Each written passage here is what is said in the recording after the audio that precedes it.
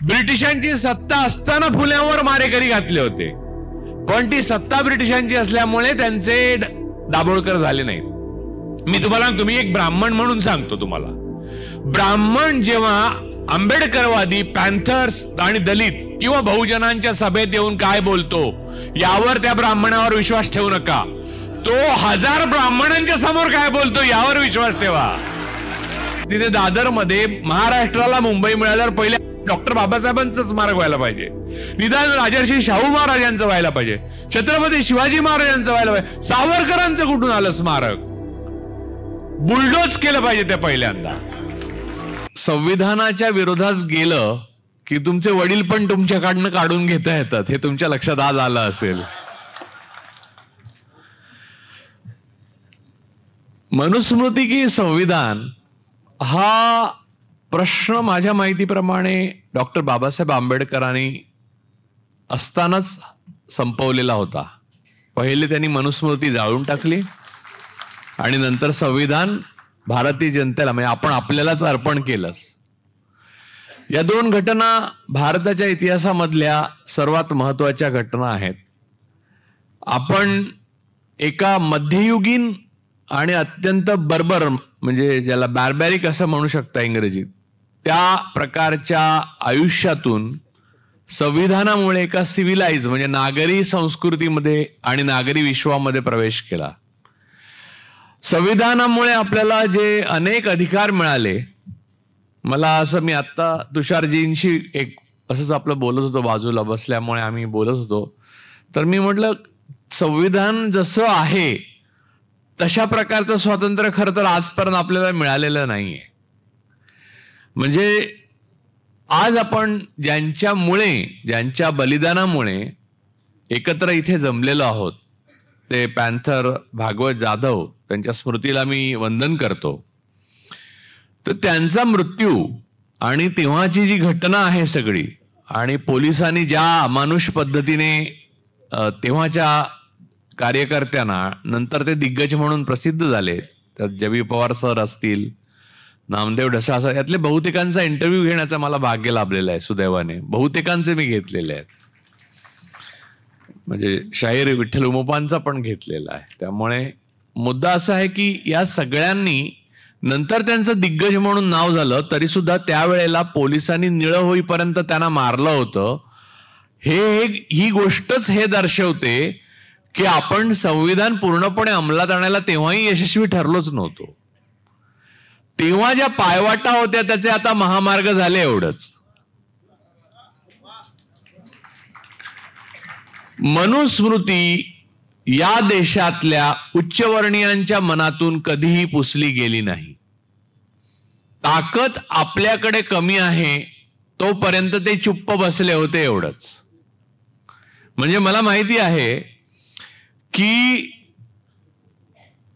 पॅन्थरचा मोर्चा असो किंवा शिवसेनेचा मोर्चा असो, पार्ल्यातून जायला लागला किंवा वरळीतून जायला लागला की या मनुवाद्यांनी खिडक्या बंद करून मोरीत लपायचे, ते आता उघडपणे नथुरामजी गोडसे यांच्या पुण्यतिथी जयंत्या करायला मोकळे झालेले आहेत.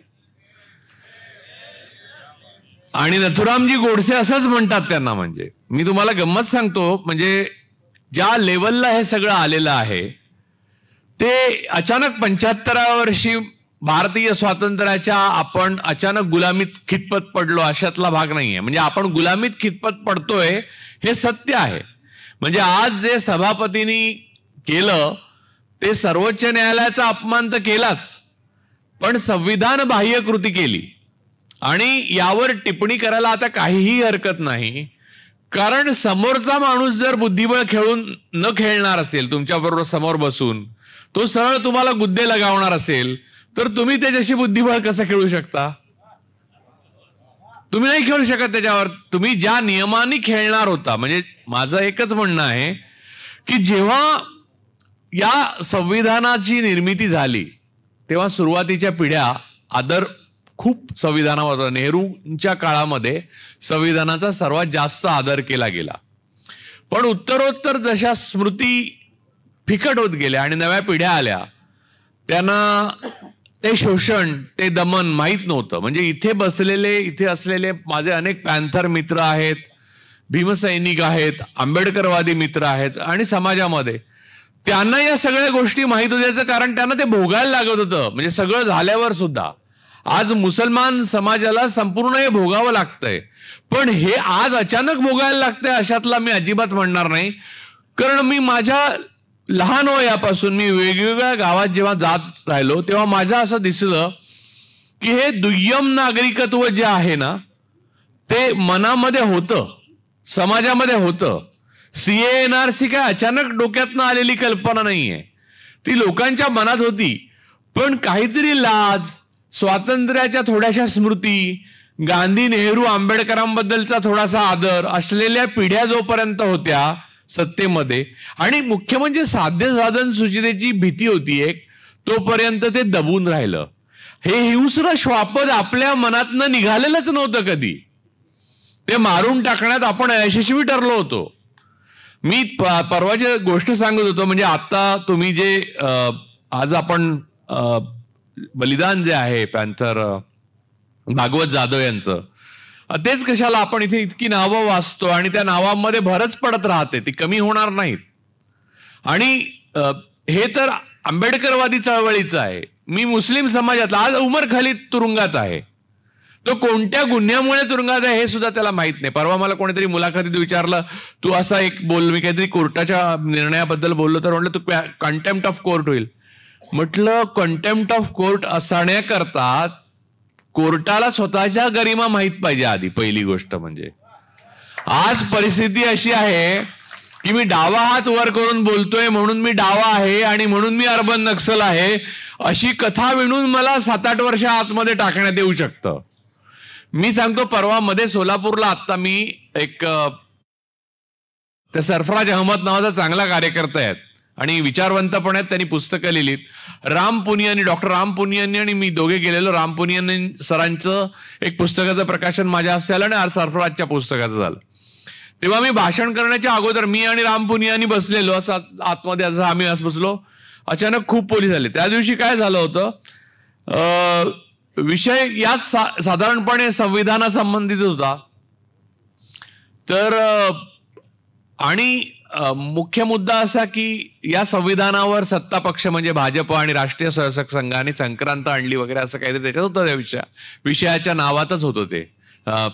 तर सकाळी आदल्या दिवशी अनेक अभाविपची मुलं, तरुण भगव्या टोप्या घालून पोलीस स्टेशनला गेले आणि त्यांनी तक्रार केली आणि सांगितलं आम्ही सभा उधळून लावू. त्यामुळे वातावरण तंग वगैरे होतं. मी गेलो तेव्हा प्रचंड मोठ्या प्रमाणात पोलीस हजर होते आणि त्यांनी अतिशय चांगल्या पद्धतीने काम करून ती सभा अत्यंत चांगल्या आणि शांतपणे पार पाडायला मदत केली.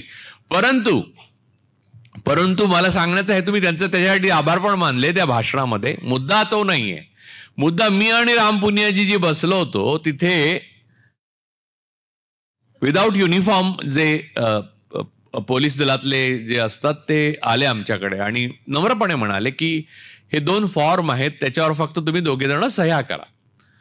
तर पुनियांनी सरांनी माझ्याकडे बघितलं की काय करायचं आपण म्हणून. तर मी म्हटलं थांबा जरा. तर त्याच्यात मी जातीय विद्वेष फैलावणार नाही, मी दंगल भडकवणार नाही, अशा प्रकारची काय काय कलमं लिहिलेली होती आणि त्याच्या खाली आम्ही सह्या करायच्या होत्या. म्हणजे ज्यांनी हे सगळं करून सत्तेत येऊन बसले त्यांनी ही कलमं लिहून आम्ही ते शांत करायला आलोय, तर त्यांना ते भडकवणार नाही अशी सही घ्यायला निघाले होते, अर्थात व्यवस्थेच्या मार्फत. तर मी पोलिसांना म्हणालो की सर असं आहे की मी समजू शकतो हे तुमचं काम आहे, तुम्हाला सोपवलेलं आहे, पण तुम्ही जरी मला अरेस्ट केली आणि मला अनंत काळ तुरुंगात ठेवलं किंवा काही केलं, काही या म्हणजे ज्या लोकांनी धमकी दिली त्यांनी गोळ्या जरी घातल्या, तर याच्यावर मी सही करणार नाही.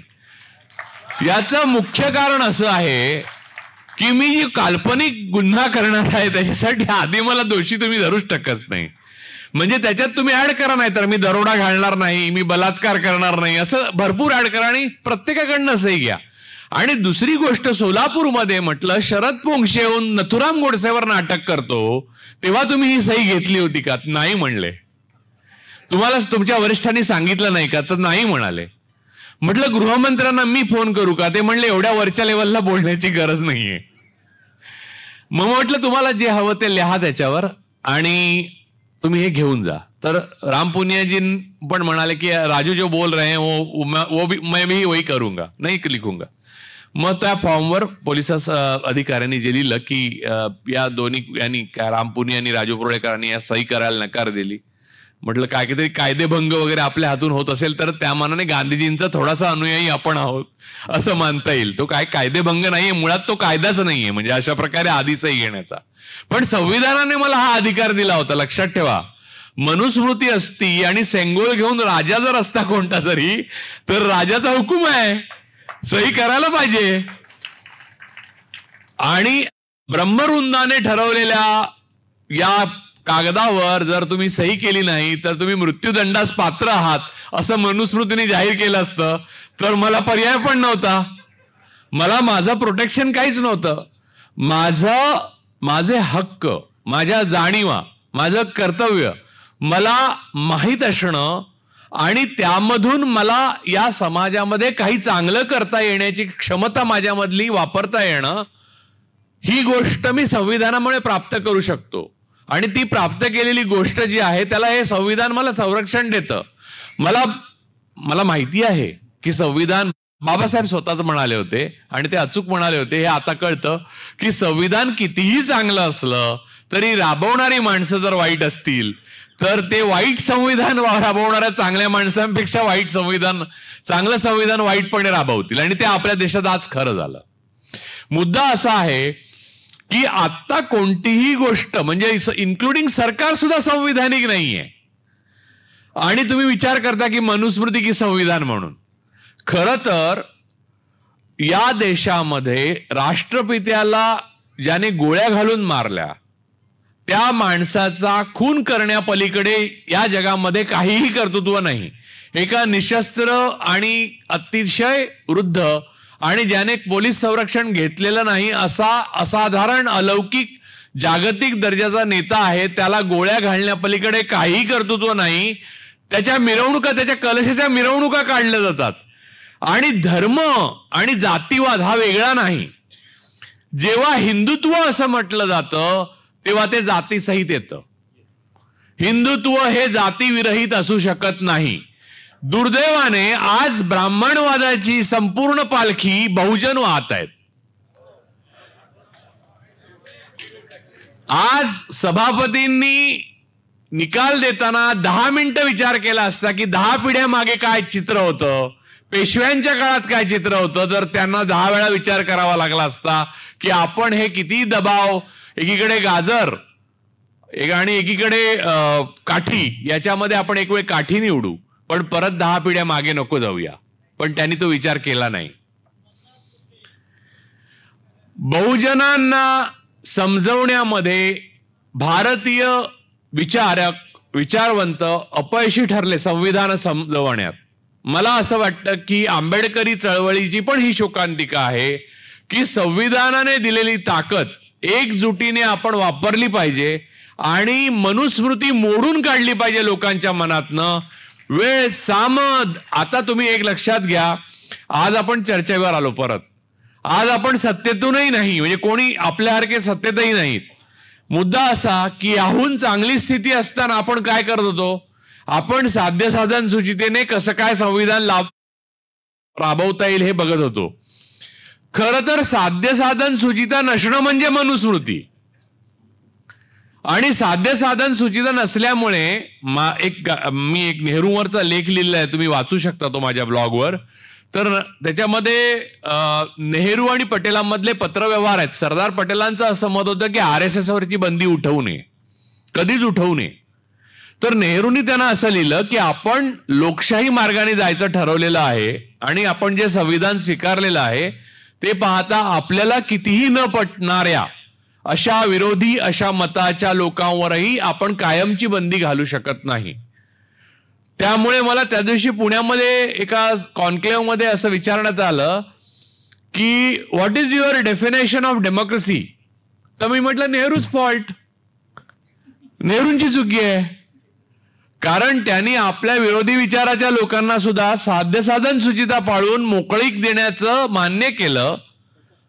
ही एक गोष्ट. म्हणजे साध्य साधन सुचिता पाळणं हे किती गंभीर अपराध ठरला. म्हणजे संविधान आणण्यासाठी आपण असं मान्य केलं. अलाहाबाद हायकोर्टाच्या बाहेर, मला वाटतं अलाहाबाद हायकोर्टाच्या बाहेर मनूचा पुतळा आहे. राजस्थानमध्ये कोर्टाच्या बाहेर मनूचा पुतळा आहे. महाराष्ट्रामध्ये शाहू फुले शिवाजी महाराज डॉक्टर बाबासाहेब आंबेडकरांचं आपण नाव सांगतो. 75 वर्षामध्ये स्मारक फक्त सावरकरांचं आहे. म्हणजे तुम्ही लक्षात घ्या की आज अचानक असं झालेलं नाहीये. हे सगळं याच्या काही चोरवाटा पायवाटा तयार होत होत्या. आपण त्याच्याकडे दुर्लक्ष केलं. आपण स्वातंत्र्य गृहीत धरलं. आपण संविधान गृहीत धरलं. आपण असं मानलं की संविधानात जे लिहिलेलं आहे ना त्याच्या पलीकडे कोणी वागूच शकत नाही. तुम्हाला दाखवून दिलं की कसलं काय तुम्ही संविधानात काय लिहिलेलं असेल मी सेंगोल घेऊन उभा राहू शकतो हे दाखवलं. इथे यज्ञ केले जातात. नवीन पार्लमेंटच्या बिल्डिंगसाठी बहुसंख्याक धर्मीयांची पूजा केली जाते आणि तेव्हा अल्पसंख्याकांनी काय करायचं. आणि दुसरी गोष्ट, हिंदुत्व असं किंवा हिंदू धर्म असं जेव्हा तुम्ही म्हणता तेव्हा तो जातीशिवाय धरूच शकत नाही. हिंदू असा धर्म नाहीये. धर्म ब्राह्मण धर्म आहे. तो यजुर्वेदामध्ये म्हटलेला आहे. हिंदू असा कोणताही धर्म नाही. बाकी फक्त जाती आहेत. जर दुसऱ्या धर्मातला माणूस हिंदू करायचा ठरवला तर कोणत्या जातीत घेणारा प्रश्न होतो. आणि आजही मॅट्रिमोनियलच्या तुम्ही जाहिराती बघितल्या तर जातींचा उल्लेख पहिले असतो. हिंदू एवढंच लिहून कोणी किंवा हिंदुत्ववादी मुलगी वर वधू पाहिजे हिंदुत्ववादी असं लिहिलेली एक मॅट्रिमोनियलची ऍडव्हर्टाइजमेंट दाखवा. मी हिंदुत्ववाद राजकीय मान्य करायला तयार आहे. एक मॅट्रिमोनियल ऍडव्हर्टाइजमेंट दाखवा की वर किंवा वधू हिंदुत्ववादी विचारांची आहे तर वर किंवा वधू आम्हाला हिंदुत्ववादी पाहिजे अशी कोणी ऍडव्हर्टाइजमेंट देत नाही. बरं, ही समरसता आहे, समता नाही. या जात म्हणजे कसं आहे की आदिवासी सुद्धा आमचे आहेत. आमचे आहेत म्हणजे काय, तुम्ही समरस व्हा. या प्रकारे म्हणजे आता वैभव छाया हा इतका जागरूक आहे. मी मगाशी तुषार गांधीजीनं मगाशी तुझं कौतुक करून सांगितलं की वैभव छायासारखा प्रतिभावान माणूस या समाजात त्याचा वापरच केला जात नाही. त्याचं कारण काय आहे? त्याचं कारण मनुस्मृती आहे. ती मनात आहे की नाही? तुला मान्य आहे का नाही? हा, मग मला माहिती आहे, मला त्याच्या वेदना हे माहिती आहेत, त्याचं गुणवत्ता माहिती आहे. त्याच्या गुणवत्तेची प्रत अनेक संपादक असलेल्या लोकांपेक्षा कितीतरी पट जास्त आहे. आज तो कित्येक वाहिन्यांचा किंवा वृत्तपत्रांचा संपादक असू शकला असता, पण तो वैभव छाया आहे म्हणून तो नाहीये. तो ब्लॅकलिस्टेड पण आहे असं मला मागून सांगतोय. तर आता हे ब्लॅकलिस्टेड कुठून येतं? म्हणजे संविधानात असं ब्लॅकलिस्टेडची काही तरतूद नाहीये, ही मनातनं येते. म्हणजे संपादक वगैरे एका वरिष्ठ जातीचे असले पाहिजेत, ब्राह्मण जातीचे असले पाहिजेत, सगळे विचार लिहिणारे वेचणारे वगैरे असले पाहिजे. याला तडा नंतर गेला, नंतर आंदोलनं झाली, अनियतकालिका आली, पॅन्थरने सगळ्यात मोठा त्याच्यावर त्या काचेवर दगड मारला. पण त्याच्या अगोदर कसं होतं की मराठे राज्य करतील बहुजन आणि संपादक सगळे वगैरे ब्राह्मण होतील. म्हणजे तेच परत गुरु हा ब्राह्मण असेल आणि क्षत्रिय राज्य करेल आणि बाकीच्यांचं शोषण होईल. या परंपरेतच आपण वाढलो. त्यामुळे प्रॉब्लेम काय झाला, जेव्हा वेळ आली आत्ता मनुस्मृतीची पुनर्स्थापना करण्याची, तेव्हा बहुजनांमधले ओबीसी आणि मराठे सुद्धा ब्राह्मणवादाच्या पालखीचे बोई झालेत. त्यांना तो हिंदुत्ववाद वाटतो. त्यांना माहित नाहीये एकदा तो मनुस्मृती स्थापन झाली की कान नसलेला चहाचा कप आणि अल्युमिनियमची थाळी आणि गावकुसा बाहेर हीच त्यांची जागा आहे. त्यांनाही यातनं वाचता येणार नाही. ही आग लागलेली आहे ना मनुस्मृतीची कीड, ती अशी नाही जाणार, ती सगळ्यांमधनं जाणार आहे. शोषकाला नेहमी आपली ताकद वाढवण्याकरता शोषित जो आहे त्याला पहिले बरोबर घ्यावं लागतं, त्याला भूल द्यावी लागते. यांनी सांगितलं ना ऍडव्हर्टाइजमेंट येतात, तशा ऍडव्हर्टाइजमेंट द्याव्या लागतात. आणि मग तो शोषित हुरळून गेला की आपण जवळपास झालोच आहोत. आता आपण नारायण नागबळी पण करू शकतो, आपण सत्यनारायणाच्या पूजा पण करू शकतो. अरे आम्ही मगाशी बोलत होतो की 26 जानेवारीला सत्यनारायणाच्या पूजा सुरू केल्या होत्या आपण. त्यामुळे आजही आपण कोणत्या काळात मनुस्मृती बरोबर नव्हतो हे मला तेवढं सांगा. आणि कोणतं संविधान आणि कोणती मनुस्मृती आहेत याचा भेद करण्याची क्षमता माणसांमध्ये आपण उभीच केली नाही. मला वाटतं की सावरकरांचं स्मारक आहे तिथे दादरमध्ये, महाराष्ट्राला मुंबई मिळाल्यावर पहिले डॉक्टर बाबासाहेबांचं स्मारक व्हायला पाहिजे, निदान राजर्षी शाहू महाराजांचं व्हायला पाहिजे, छत्रपती शिवाजी महाराजांचं व्हायला पाहिजे. सावरकरांचं कुठून आलं स्मारक? बुलडोज केलं पाहिजे ते पहिल्यांदा.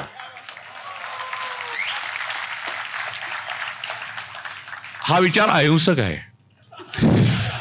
मी स्मारकाबद्दल बोलतोय, लोकांच्या घरांबद्दल नाही. कारण 1600 घरं बुलडोज केली जातात एका दिवसात. लोकांची दुकानं उद्ध्वस्त बुलडोज केली जातात, जेसीबी लावली जाते. ही जर परंपरा असेल तर हे चक्र जेव्हा फिरेल तेव्हा ती परंपरा या कारणामुळे चालू राहील की अशी स्मारक आहेत ती बुलडोज केली जातील, त्याच्यावरनं जेसीबी फिरवली जाईल. मूळ मुद्दा हा आहे की आपली प्रतीक, आपली स्मारक, आपले विचार, आपले लोक आपल्या बरोबर काम करणार. तुम्ही बघितलं, घेट्टो करून राहतात प्रत्येक. तुम्ही बघा सगळे संपादक, तुम्ही संपादकांची नावं बघा किती 60च्या दशकात, 70च्या दशकात, 80. म्हणजे जर टेक्नॉलॉजी रेव्होल्युशन म्हणजे राजीव गांधीने आणली नसती तर संविधानिक स्वातंत्र्य बरंच आपल्याला मिळालंच नसतं. म्हणजे जेव्हा मी माझाच ब्लॉग प्रसिद्ध करू लागलो तेव्हा तळवलकरांचं महत्वच संपलं. ज्या दिवशीपासून मी नेटवर इकॉनॉमिस्ट वाचायला लागलो त्या दिवशीपासून तळवलकर अग्रलेखात इकॉनॉमिस्ट मध्ये काय लिहिलंय वगैरे हे सगळं संपलं. आर्थर कोसलर मी घरातच वाचायला शिकलो. त्यामुळे या गोष्टी ज्या आहेत अद्भुत अशा आहेत त्या. हेच तर होतं मनुस्मृतीच्या काळात की ब्राह्मणांनाच वेद माहिती होते आणि धर्मग्रंथांबद्दल बहुजनांना पराकोटीचा आदर का? कारण त्यांना वाचायचा अधिकारच नव्हता. त्यामुळे आतमध्ये काय लिहिलं हे माहीत नसल्यामुळे आदर. बरं, गंमत अशी की संविधान हे सुद्धा एक धर्मग्रंथ बनवला, ते आतमध्ये काय लिहिले ते वाचलं नाही नंतर. त्यामुळे आपली जी परंपरागत सवय आहे मूळ न वाचताच त्याच्यावर विश्वास ठेवणं, आणि हे काहीतरी पुण्यप्रत पुस्तक आहे. म्हणजे जर काही संविधानासंबंधी पूजा वगैरे निर्माण केल्या असत्या ब्राह्मणांनी तर आतापर्यंत सुरू पण झाल्या असत्या. तुमच्या कुंडलीमध्ये असंविधान योग दिसतोय त्यामुळे जेलमध्ये जाल, तर ही शांती केली तर तुम्हाला पुन्हा संविधान योग प्राप्त होऊन तुम्ही त्यातून मुक्त व्हाल. अशी एक काहीतरी पुंगी सोडली तर मला खात्री आहे की कुठच्या तरी नदीच्या काठावर तुफान फायदा होऊ लागेल, नवीन कुठची तरी पूजा निघून. आणि हुशार असल्यामुळे मी हे उत्तम प्रकारे करू शकतो. मी त्या विचारांचा नाही, हे तुम्ही चांगलं म्हणजे माझं अभिनंदन करा जाताना. या प्रकारे आपल्यामधला जो मनुस्मृतीचा दंश आहे तो आपण चेचून काढू शकलेलो नाही. मी तुम्हाला सांगतो, मी एक ब्राह्मण म्हणून सांगतो तुम्हाला. ब्राह्मण जेव्हा आंबेडकरवादी, पॅन्थर्स आणि दलित किंवा बहुजनांच्या सभेत येऊन काय बोलतो यावर त्या ब्राह्मणावर विश्वास ठेवू नका. तो 1000 ब्राह्मणांच्या समोर काय बोलतो यावर विश्वास ठेवा.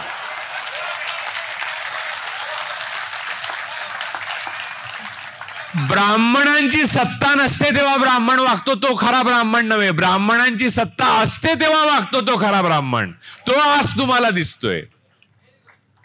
ब्राह्मणवादाचा उगम आणि संपूर्ण जीवन या मनुस्मृतीमध्ये आहे. RSS, BJP आणि आत्ताच्या सत्तेचा संपूर्ण पोपट जो आहे राक्षसाचा तो मनुस्मृतीमध्ये आहे आणि ब्राह्मणवादामध्ये आहे. शंकराचार्य चिडलेले आहेत आत्ता राम मंदिरावर. त्याची कारणं तुम्ही नीट समजून घेतली पाहिजेत.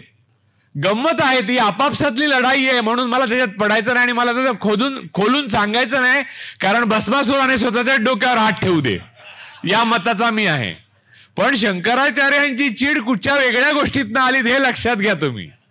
त्यांची चीड ही राम आणि लक्ष्मण आणि सीता आणि कशाबद्दलही नाहीये.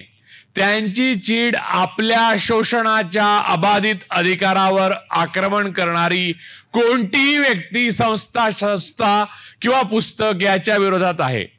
आणि हाच स्वभाव ब्राह्मणवादाचा आहे.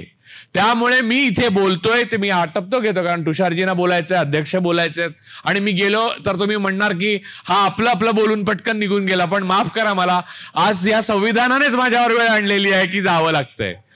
तर मूळ मुद्दा लक्षात घ्या की ब्राह्मण जेव्हा सत्ता नसते, ब्राह्मणवादाची सत्ता नसते, पेशवे सत्तेत नसतं. मी सांगतो की महात्मा ज्योतिराव फुले, डॉक्टर बाबासाहेब आंबेडकर, राजर्षी शाहू महाराज हे सगळे काम चांगलं का करू शकले? कारण सत्ता ब्रिटिशांची होती. हे अमान्य करून चालणार नाही. मी सांगतो ब्रिटिशांची सत्ता असताना फुल्यांवर मारेकरी घातले होते, पण ती सत्ता ब्रिटिशांची असल्यामुळे त्यांचे दाभोळकर झाले नाहीत. त्यामुळे हा इंडियन पिनल कोड होता.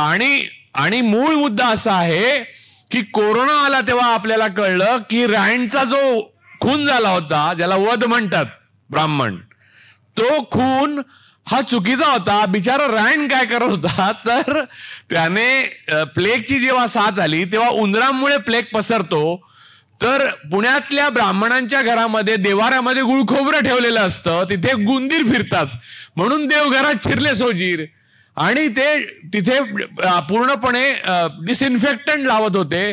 तर हा आमचा धर्म पाठवतो म्हणून त्याला मारण्यात आला, आणि ज्याने त्याला मारला त्याला आपण क्रांतिकारक म्हणतो. हे किती भयानक आहे. खरं रँडचा पुण्यात पुतळा उभारला पाहिजे, कारण तेच कायदे शेवटी आपण वापरले आणि कोरोनामध्ये स्वतःचा बचाव करून घेतला. त्यामुळे आपण एक अत्यंत गतानुगतिक मध्ययुगीन संस्कृतीचे पाईक आहोत, आणि आपल्यामध्ये कोणीही ब्राह्मणवादाचं कुंपण आज तगायत ओलांडू शकलेलं नाही, जे डॉक्टर बाबासाहेब आंबेडकर ओलांडू शकले, ज्योतिराव फुले ओलांडू शकले, छत्रपती शिवाजी महाराज ओलांडू शकले. पण गागा भट्टाने महाराजांचा राज्याभिषेक केल्यावर सांगितलं की तू सर्वांचा राजा आहेस पण आमचा नाहीस, म्हणजे ब्राह्मणांचा नाही. तेच वेदोक्त पुराणोक्त प्रकरणात शाहू महाराजांना पुराणोक्त राजाराम शास्त्री भागवतांनी शोधून काढलं तेच की तू, आणि त्याच्यावर टिळकाने लिहिलेलं आहे तुम्ही शूद्र आहात म्हणून. त्यामुळे आज जे मराठे समजतात की आता उपमुख्यमंत्रीपद नंतर मुख्यमंत्रीपद आणि त्याच्यानंतर पंतप्रधान पद, त्यांना लक्षात घेतलं पाहिजे की थिओक्रसीच्या जोरावर जे शासन संस्था उभी राहते त्याच्यामध्ये तुम्हाला गावकुसा बाहेर जाण्याची पुढची पायरी आहे. उपमुख्यमंत्रीपद तर दूरच, तुमचा कामापुरता मामा आहे, इथे कामापुरता काका होता.